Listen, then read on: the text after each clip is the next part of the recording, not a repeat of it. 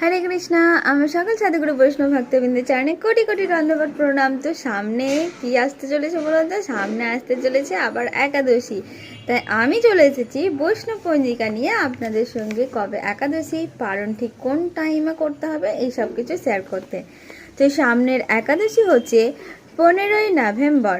15ই November শনিবার। একাদশীর নাম হচ্ছে উৎপন্না একাদশী। একাদশীর নাম উৎপন্না একাদশী। আর পালন হচ্ছে তার পরের দিন, অর্থাৎ 16ই নভেম্বর। একাদশীর পালনের টাইম হচ্ছে সকাল 9টা 11 মিনিট থেকে সকাল 9টা 31 মিনিটের মধ্যে। টাইমটা কিন্তু খুব ভালোভাবে মাথায় রাখবেন, 9টা 11টা থেকে 9টা 31 মিনিটের মধ্যে কিন্তু পালন করতে হবে। আমাদের হাতে কিন্তু পালনের টাইমটা খুবই কম, সুতরাং সেই টাইমের মধ্যে কিন্তু আপনারা ভগবানকে তার আগে অন্নপ্রসাদ ভোগ লাগিয়ে তারপর কিন্তু সেই প্রসাদ দিয়ে আপনারা সেই টাইমের মধ্যে কিন্তু পালনটা করে নেবেন। আর সকলেই বেশি বেশি হরে কৃষ্ণ মহামন্ত্র জপ করবেন।